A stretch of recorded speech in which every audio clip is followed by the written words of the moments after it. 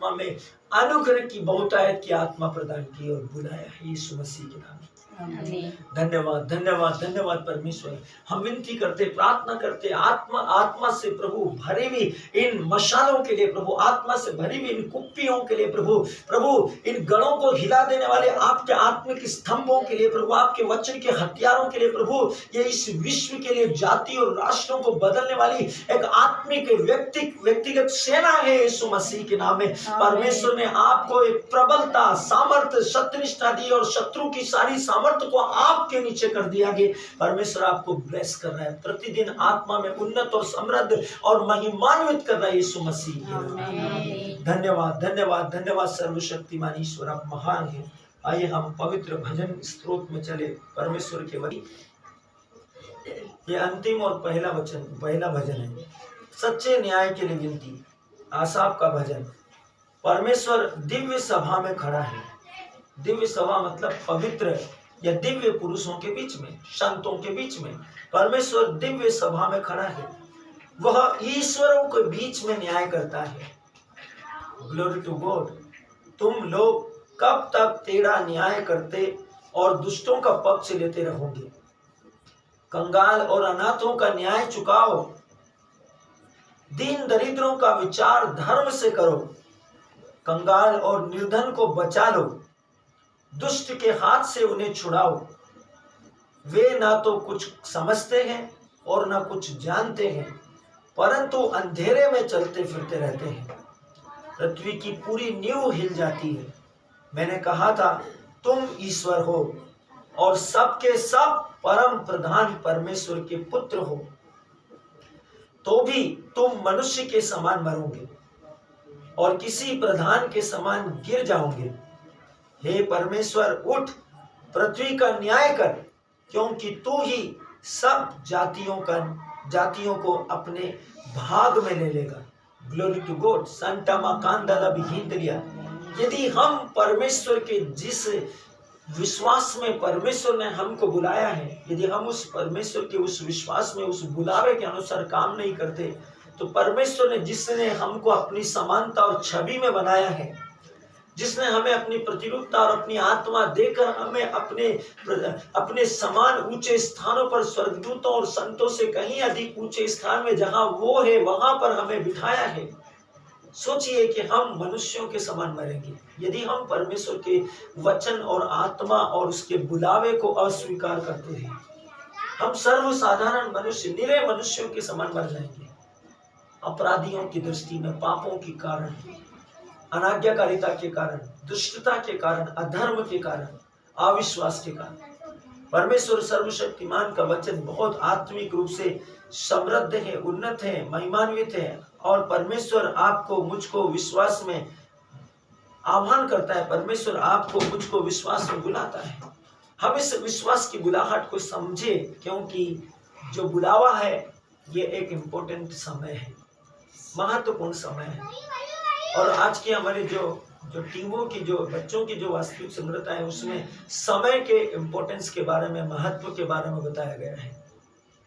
वचन कहता है, आज दिनांक 4 दिसंबर सन 2023, दिन सोमवार। वचन कहता है, सपोपदेशक की पुस्तक अध्याय 3 वचन संख्या 1 TLB अनुवाद के अनुसार, हर चीज का एक समय होता है। वचन का शीर्षक कहता है, बर्बाद मत करो समय। आपके और मेरे पास जो समय है, इस समय को बर्बाद मत कीजिए। परमेश्वर आत्मा में आपसे, मुझसे, हम में से हर एक व्यक्ति से आग्रह करता है। समय बहुत कीमती है। बीता हुआ हर सेकंड या मिनट वापस नहीं पाया जा सकता, वो कभी लौट कर नहीं आएगा। इसलिए आपको अपने समय का सदुपयोग करना चाहिए, उसका फायदा उठाना चाहिए। प्रभु यीशु ने इसे समझा और अपना समय बुद्धिमानी से बिताया। तुम्हें भी चाहिए कि इस समय को जो बुद्धिमानी से बिताए। यीशु ने एक भी समय को व्यस्त नहीं गवाया। वो दिन भर सेविकाई के काम कर रहा है और रात भर प्रार्थना कर रहा है अगले दिन की तैयारी के लिए। रात भर अगले दिन की तैयारी करना। सोचिए, परमेश्वर था लेकिन फिर भी हमारे समान दंड और अपराध को सहा।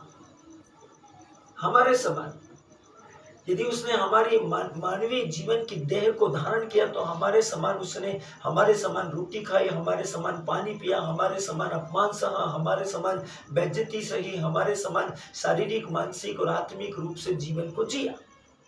हमारे समान उसने इस सांसारिक जीवन को जिया। हम नहीं कह सकते कि वो परमेश्वर था, लेकिन परमेश्वर होकर वो मनुष्य क्यों बना? यदि वो परमेश्वर है तो वो हमारे समान बना। हमें इस बात का एहसास दिलाने के लिए और इस बात को समझाने के लिए कि तुम्हारी जिंदगी में क्या हो रहा है, क्या चल रहा है, मैं इन सब चीजों को तुम्हारे जैसा होकर महसूस कर सकता हूं। और जब उसने महसूस किया तो उसने उसके लिए वो जो कर सकता था वो किया। उसने हर एक उस समय को, जो जब तक वो इस पृथ्वी पर रहा, उसने हर एक उस समय को हमारे लिए, जो उसकी इच्छा थी, उसकी जो योजना थी, उसके विषय में जो लिखा था, उस समय को पूरा किया हर समय में। सोचिए, उसने जब यशायाह भविष्यवक्ता की पुस्तक पढ़ी, उसने कहा, प्रभु ने मेरा अभिषेक किया है, उसने मुझे चुना है कि मैं अंधों को दृष्टि का, बंदियों को मुक्ति का, रोगियों को चंगाई का, कोढ़ियों को शुद्धिकरण का, मरे हुओं को जिलाऊं।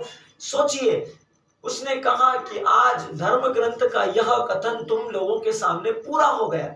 उसने उस समय, जिस समय उसको ये कहना था, उस समय उस किताब को उठाकर उसकी घोषणा की और समय के विषय में बताया।